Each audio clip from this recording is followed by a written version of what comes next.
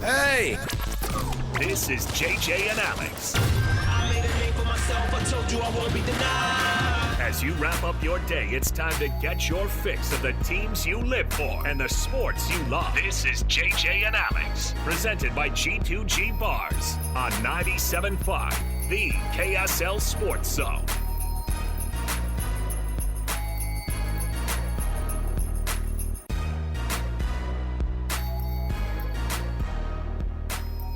All right, everybody, welcome on in. It's another Monday right here. 97.5, the KSL Sports Zone. Alex, Kirry, Jeremiah, Jensen, thanks for hanging out with us.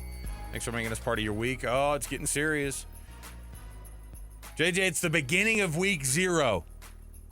Is that a thing? Are you going to try to talk me into caring about week 0? Farmageddon is fewer than 6 days away. Farmageddon in Ireland. Oh, yeah. If it's in Ireland, yeah, I forgot. That means it's 5.5 days away. Does that speed it up? College football, it's magically delicious. Here come all the tropes. Yeah, Here come all I'm the sorry. usual I got tropes. it out of the way. I won't do it again the rest of the week. I like it. No, I like it. Yeah, college football's back. I know it's week 0. There's not a full slate of games. Like, I don't get jacked about Idaho State UNLV. Yeah, but if you do, you're a sicko, and that's okay. Hey, we're here for all the sickos. This is supposed to be the start of UNLV's college football playoff campaign. Oh, that's right. According to some. Yeah, because they hired one of the best coaches in the country, wink, wink. Dan Mullen, he's going to show up there, and he's going to be like, actually, I don't know how any of this stuff works. I've just been faking it all these years. I coached in the SEC. I didn't really have to do anything. I had Dak Prescott at quarterback. Yeah. I was fine. It's fine. All right. So rolled the ball out there, and everything went well. Oh, we've got lots to talk about today. Thanks for being with us on the show. Our program brought to you by G2G Bars. All natural ingredients and no preservatives make the G2G bar the perfect protein bar. Give it a shot today. Costco, Holiday Oil, Maverick, Associated Foods, all in the refrigerated section because it's fresh. Give it a shot right now. Let's get going on some college football topics. Let's get going on some of the weird things that are going on across the landscape before the actual season starts up. Yeah, it's a little premature to get into actual game breakdowns, but is it really ever premature to get into it like this? So let's get in right now. Let's kick things off. It's the cut right here, top of the program. It's time for the biggest story of the day. This is what made the cut with JJ and Alex on 97.5, the KSL Sports Zone. Trajan Wealth brings you this portion of the program. TRAJANwealth.com. If you're looking for, if you're looking for some solid advice in retirement, get it from the fiduciaries and the folks at Trajan Wealth. TRAJANwealth.com. That's Trajan Wealth. All right, JJ. We haven't even gotten to anything but the 12-team playoff, and already the idea for something a little bit better and bigger means better in a lot of the cases when it comes to making a college football playoff expansion. I think all of us want a bigger college football playoff expansion. I think all of us want to have that 16 team. What about the Big Ten swinging for the fences and going, hey, look, right now everybody's going back and forth and arguing about what the future format of college football should look like. How about the Big Ten rolling out the possibility of a 24 to 28 team playoff, JJ? I hate it. Even that for me is too much. Come on now. You know what I mean? Well, you know why. They have their reasons for doing it. And I think you look deeper into the story here. Now, why would they want a 28 team model? Well, how many bids do you think they're going to have? Well, I was going to say, did you just go full Windhorse on us there and go, why are they? Put my fingers up in the air What's here. What's going on well, let me do in the this. Big Ten? Why does the Big Ten want a 28-team playoff model? Well, it's pretty easy to understand. They're almost going to be making $100 million per institution. That's projected in the next couple of years. And they would get even more if more of their teams get in on a regular basis. And if you have, let me count, 7 auto bids? Oh, my goodness. Is that what the proposal is? Why would a conference, even a conference with 18 teams, need 7 teams in a playoff situation? This isn't college basketball. It's not. And even in college basketball, people say, well, why not? They have a 68-team field in college basketball, and they want to make it 76, which is stupid. There's 330-something college basketball teams in the country. There's only 130 college football programs, and you want to put almost almost a little under a fourth of those teams in the entire country into a playoff? Okay, hold on, though. And let me play Satan's advocate. It's more than the devil's advocate. It's Satan's advocate, all right? All right. Because that's who runs college football, it seems like sometimes. I'm sure. If there's money involved, Satan's not far behind. Okay, look. The SEC is a 7 auto bid. The Big Ten is a 7-team auto bid. But you just mulled over the fact that the Big 12 and the ACC would get 5 teams auto bid. JJ, and I know we don't like the idea of conceding extra that you're just saying to the Big 12, hey, or to the Big 10 and the SEC, thank you so much, sir, for allowing us to have 5.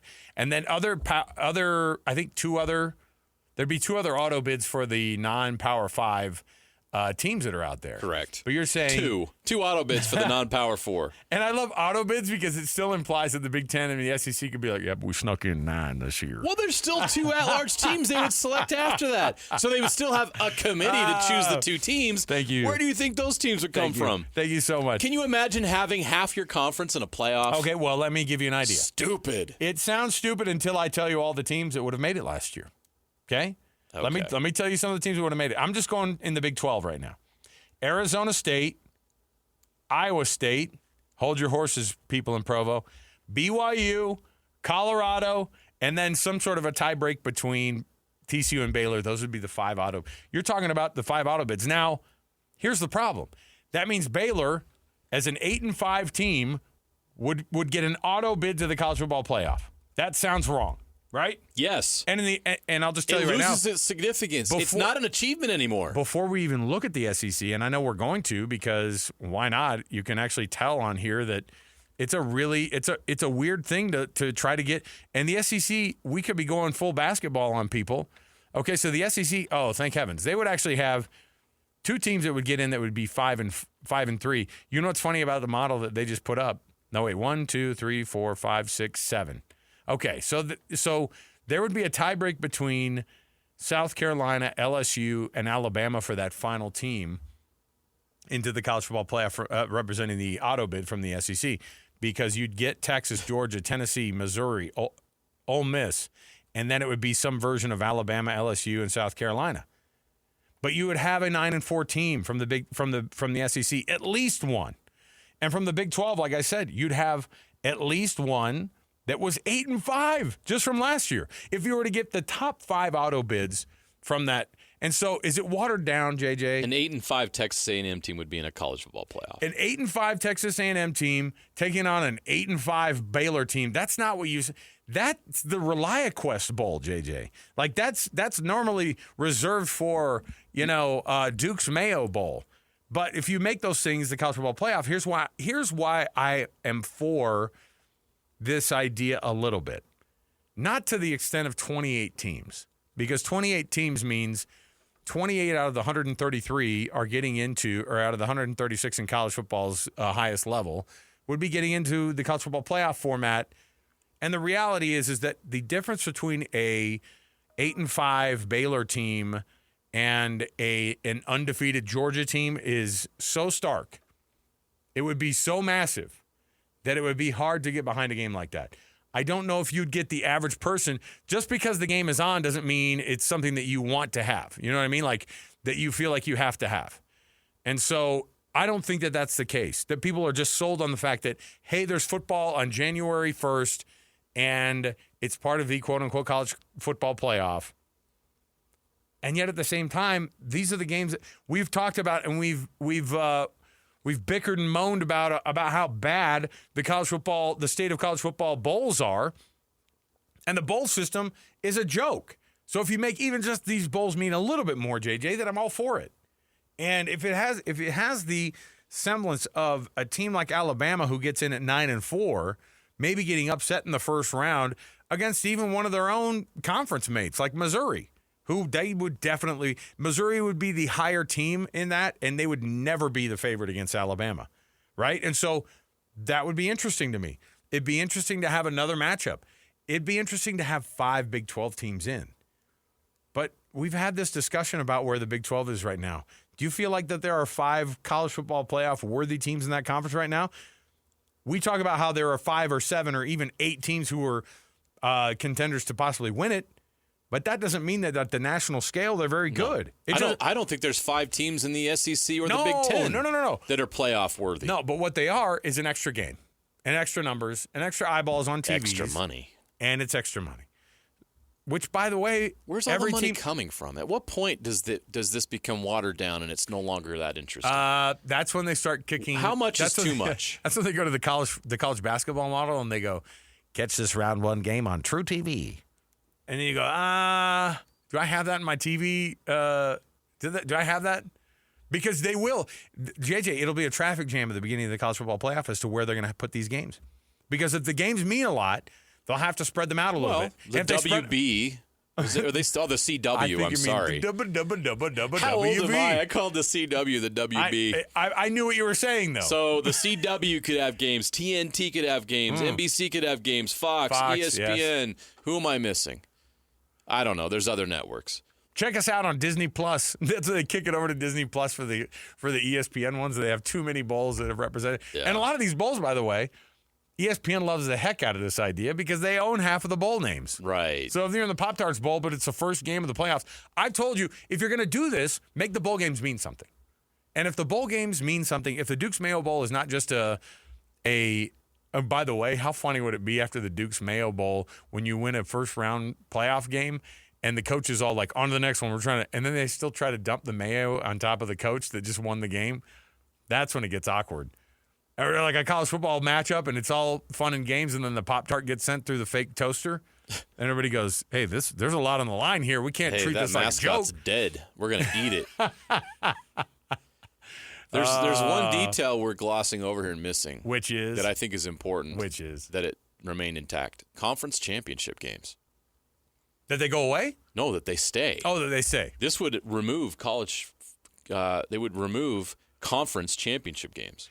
So would it take? It would no longer be a thing. Well, they certainly wouldn't mean very much. I mean, no, they would go away completely. So if they go away completely, they're just going off of tie breaks and records to get in. Now, part of it is because you just can't play that many games, right? You can't. That means the national champion would probably, if they get a bye. If you're going to have a 28-team college football playoff, you don't have time for conference championships. Yeah, I'm looking up hold on, Google's going to help me out. 28-team bracket, okay? Let me look at what that actually looks like, okay? Because, by the way, you can do this on anything. You can type in a number and make a bracket out of it, and somebody has done it, okay? Thanks a lot, AI. I know. Because as soon as I typed it in, I have a 28-team single elimination printable bracket, okay? So what you have is, it looks like you have buys. We have 1, 2, 3, 4 buys, but that's just through the first round. That's just through the first round. So that, I mean, you would still have your second round, but you would have to win 1, 2, 3, 4. You'd have to win 4 extra games if you're but that's how they do it now. So what's the problem? It's not that many extra games. And it really is just an extra week. We can't reward mediocrity. That's why bowl games suck. It's we started putting 5 and 7 teams in bowl games.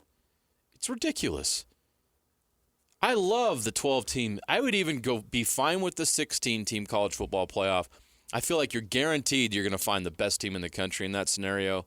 And it also rewards excellence. It's not easy to get there. You really have to be good to get in. And I'm worried that if you go to 28, like you're going to have a multiple 8 and 5 teams. You're going to have teams with 500 records in conference play. You mentioned earlier the Big Ten.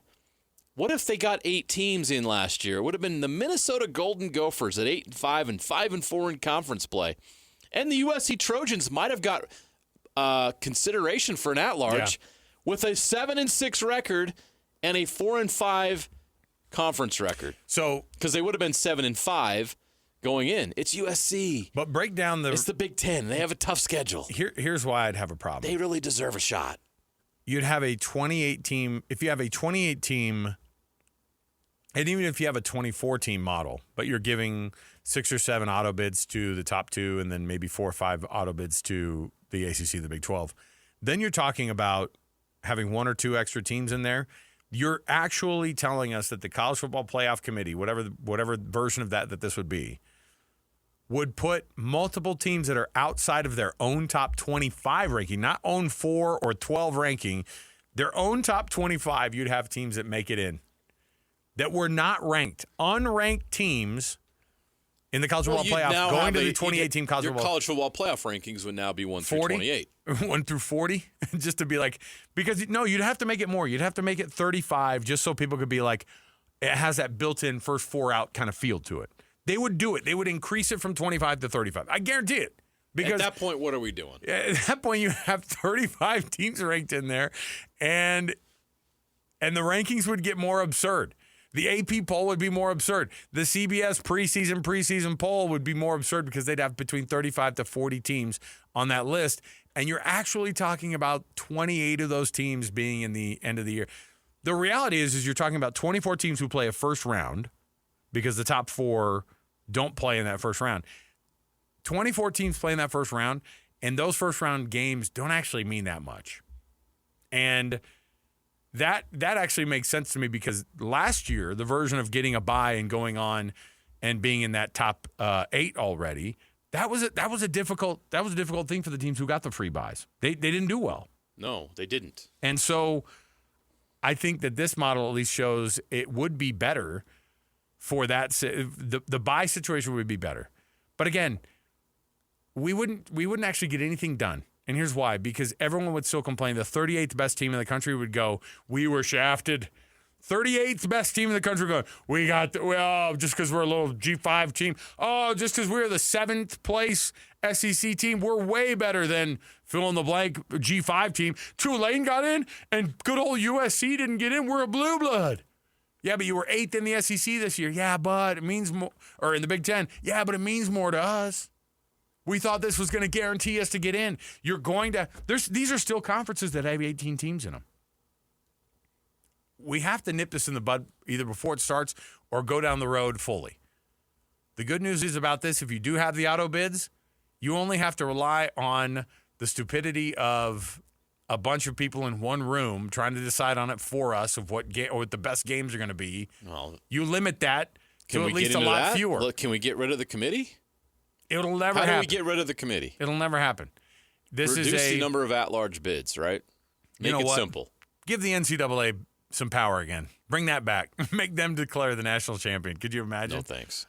So nobody wants that either. The auto bid system, if you're able to have at least a couple or a handful of these teams still being able to get in, but still being able to, you have all these teams in, and it's the top names in all of college. And here's the question too: does the need for a Super League go away with a bigger college football playoff, or does it make it to where it's like, no, this 2018 playoff kind of represents what the reality is of a quote unquote super conference? And do you end up just by the end of it go, this is what a super conference is? And if there are 28 teams in it, do our local teams here become a part of that? The answer is probably not, because you have 18 teams in the Big Ten. You have 16 teams in the SEC.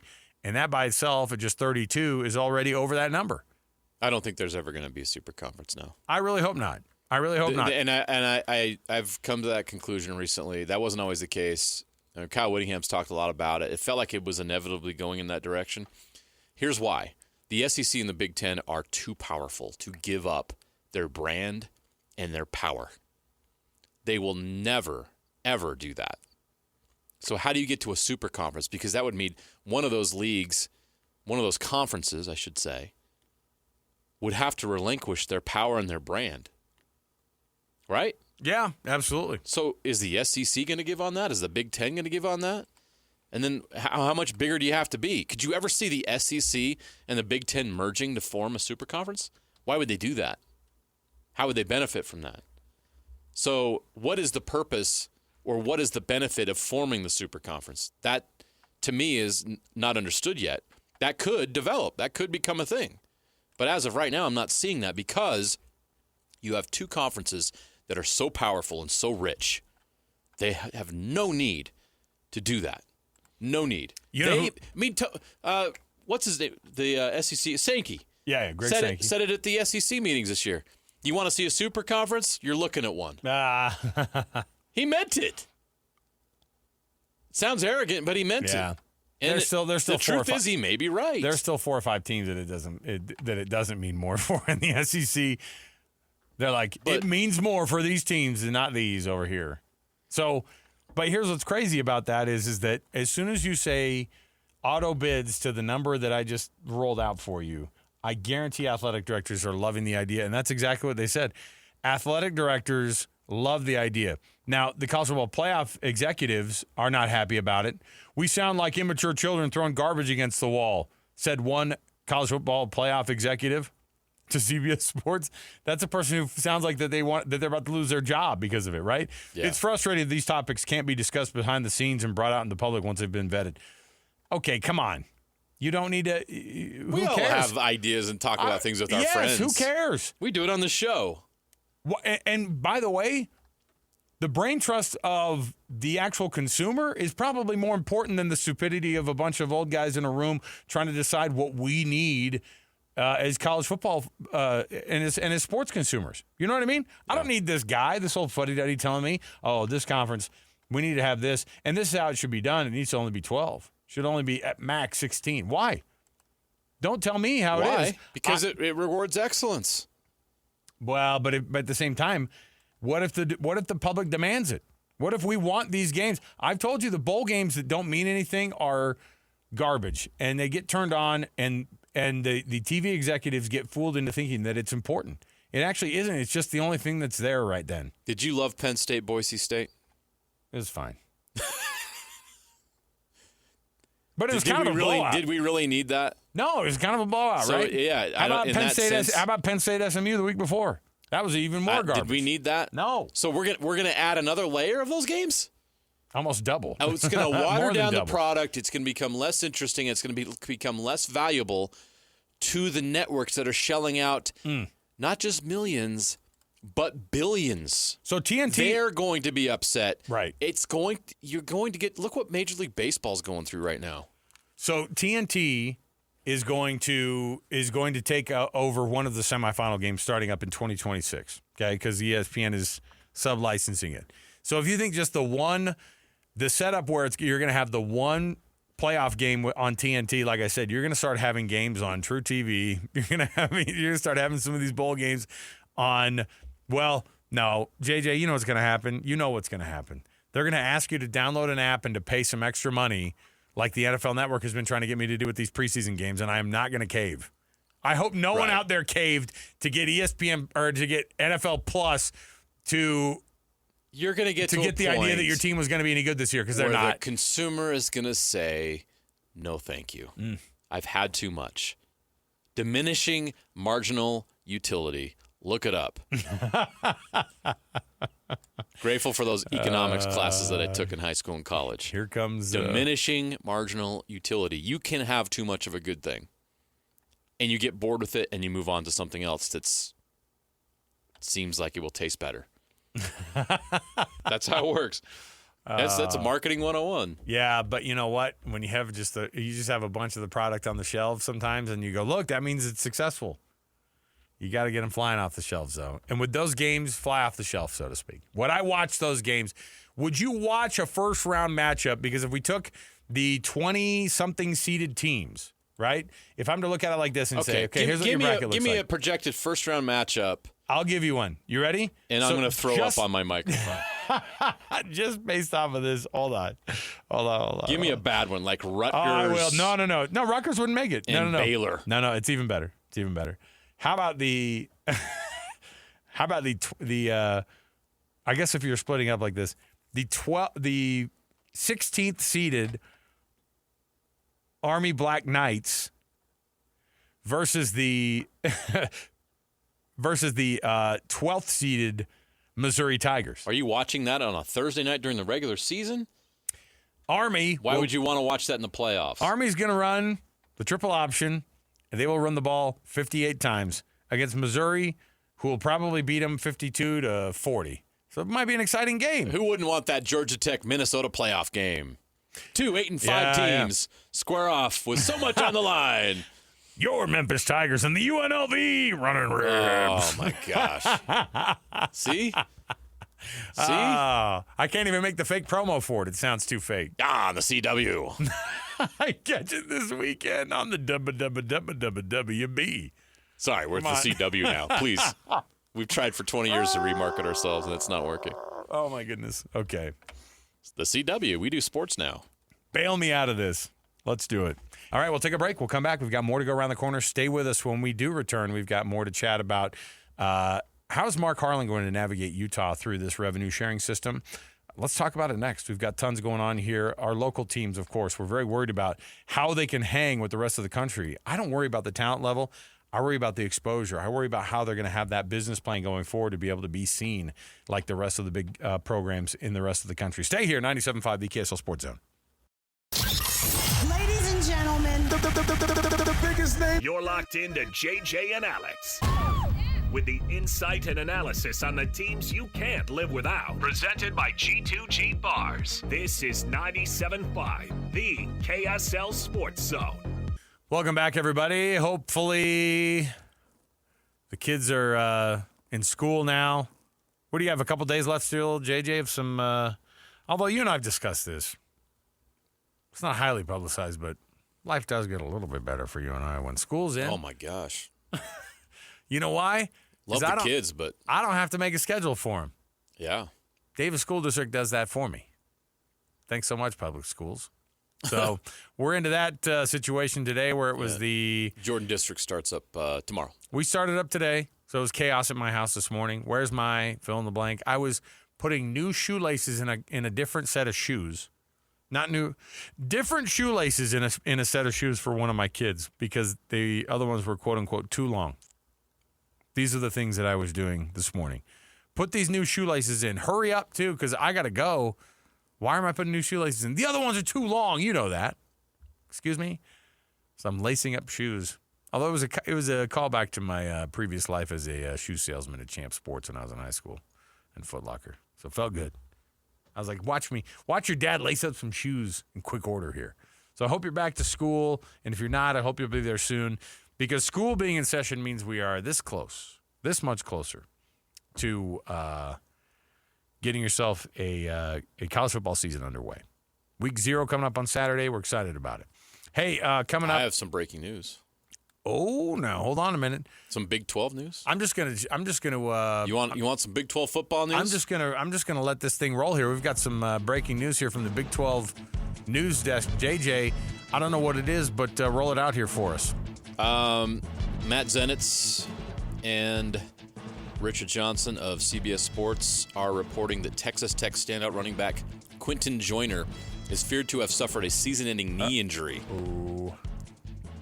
He's a transfer from USC that was expected to be one of their top running backs this season, so the Texas Tech Red Raiders lose a key member of their offense to a season-ending knee injury. Hate that.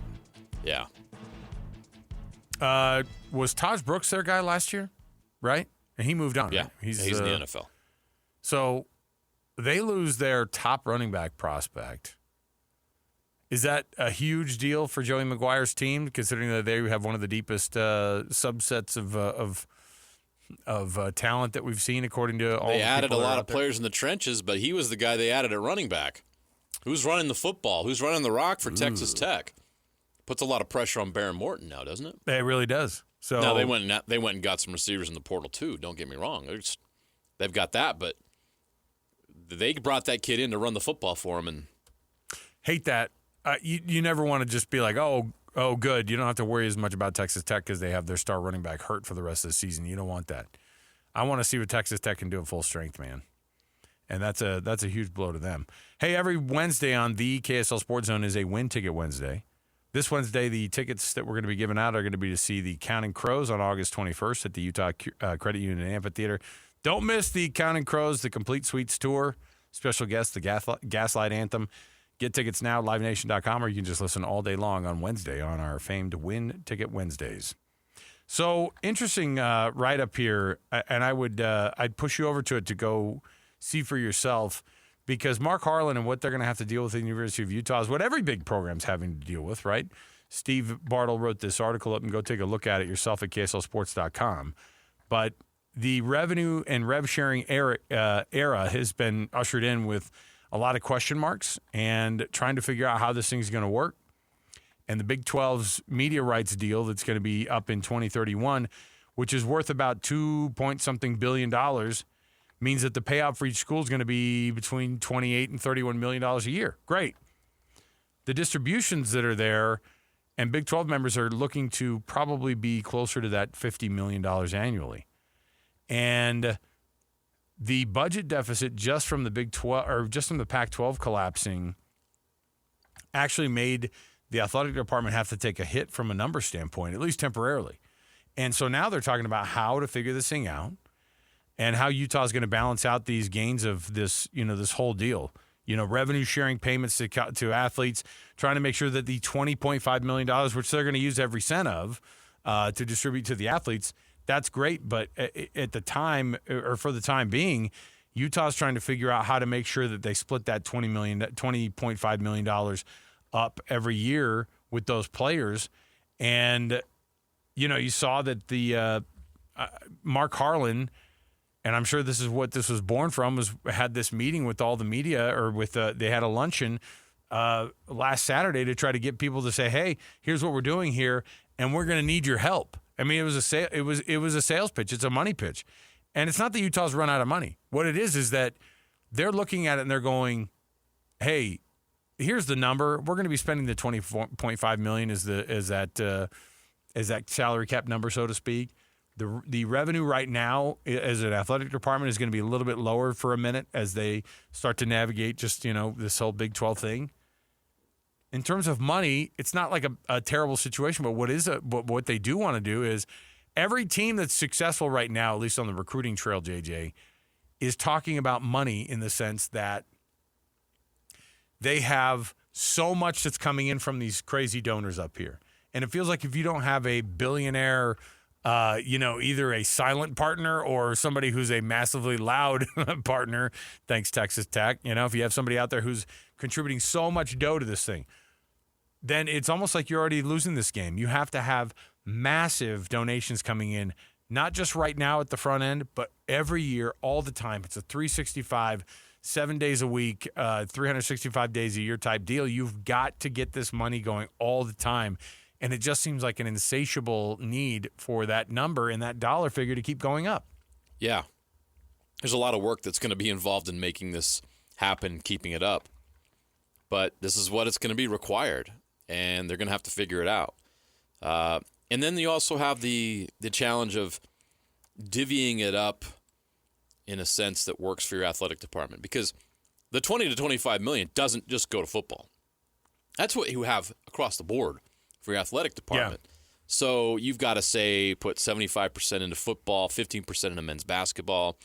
Maybe you're a UConn and you want to go, a little less for football and 15 and 15. So make sure you get 15 to 20% for your women's sports to make sure you keep that program up.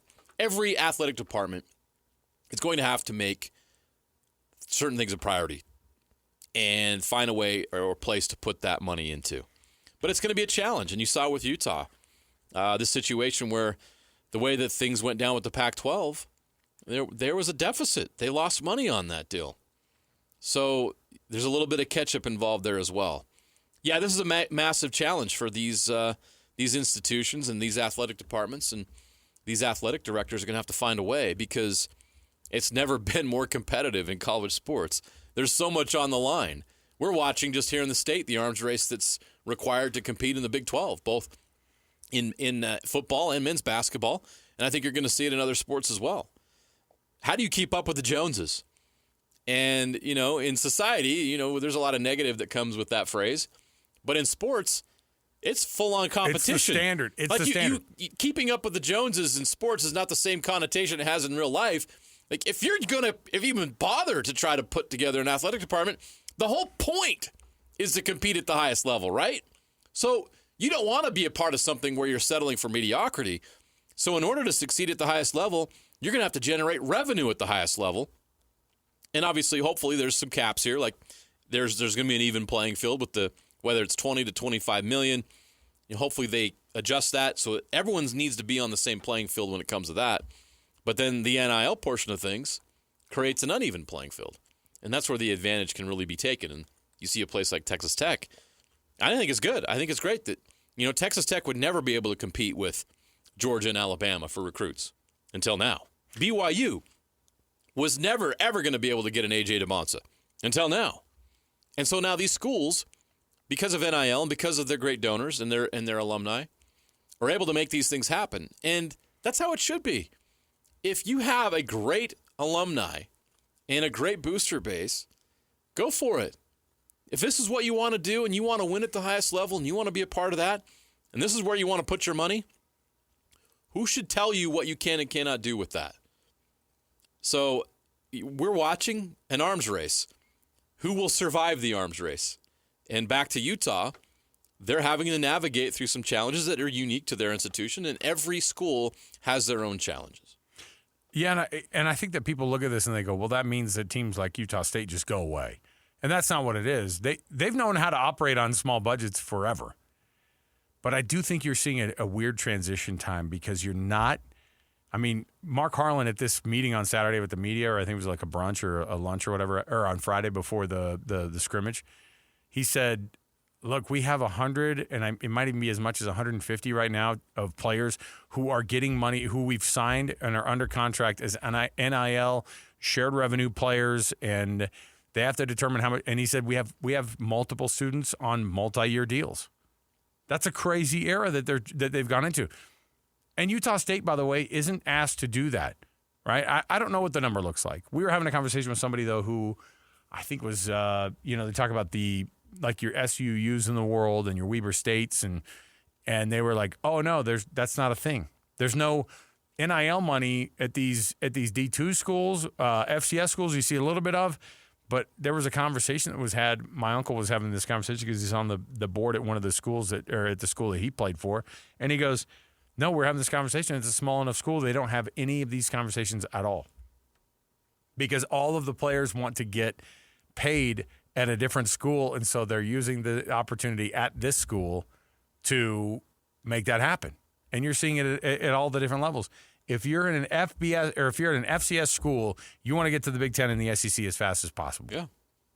All right, we'll take a break. We'll come back. We've got more to go around the corner. Stay with us.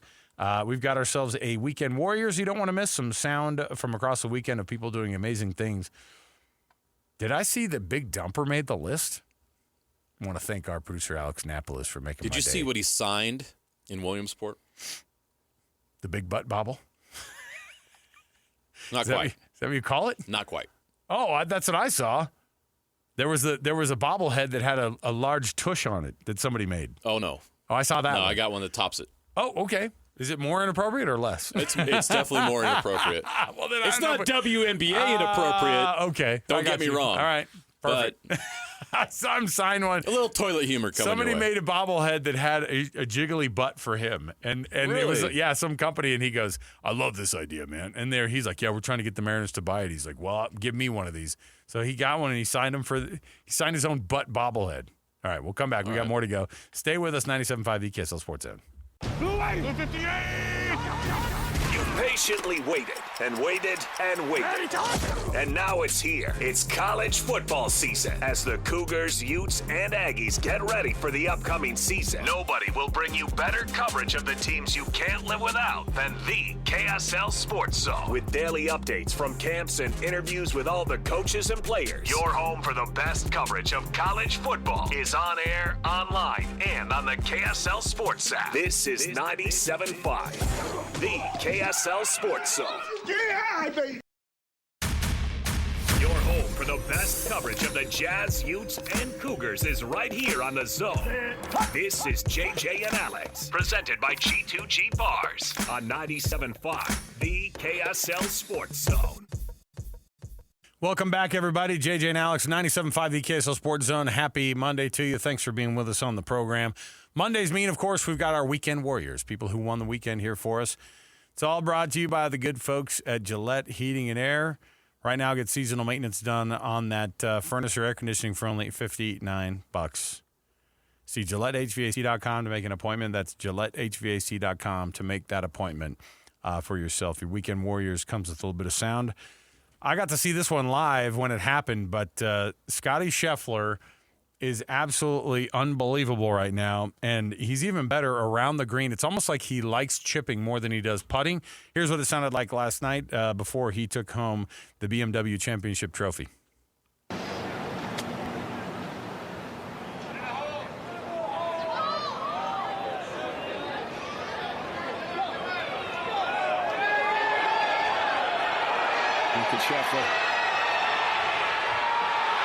Can you believe as you saw. Bobby Mack can't.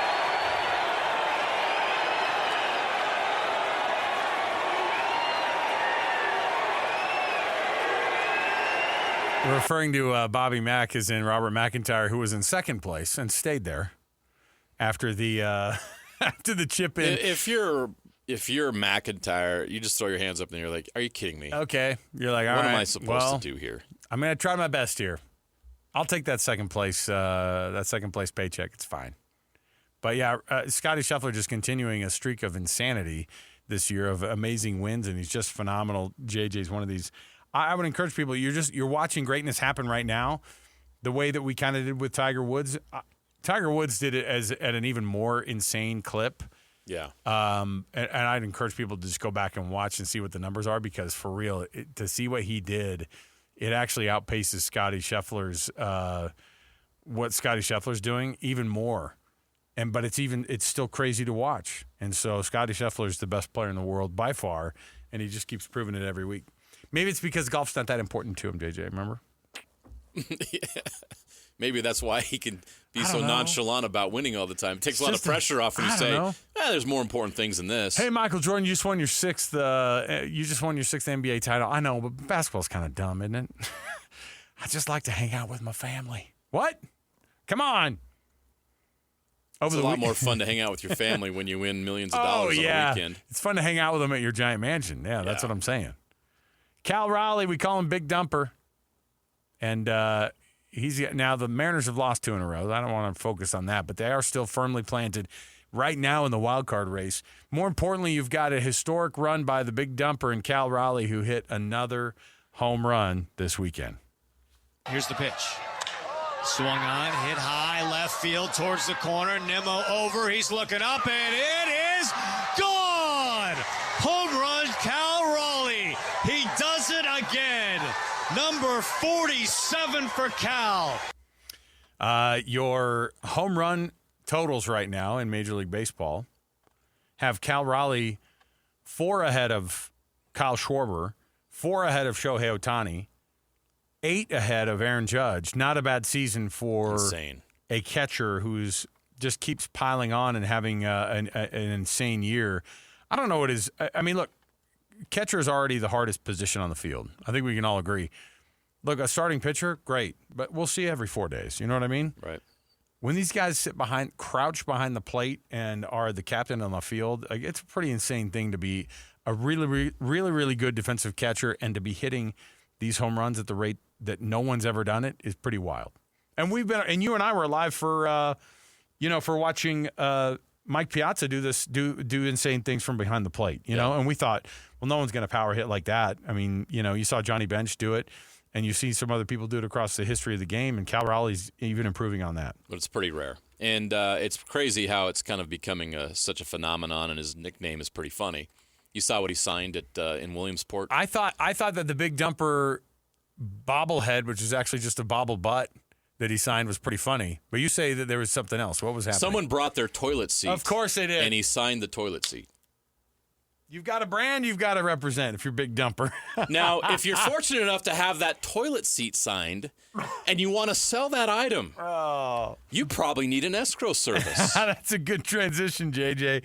All right, we'll take a break. We'll come back. We've got more to go around the corner. When we do come back, guess what we have here for you?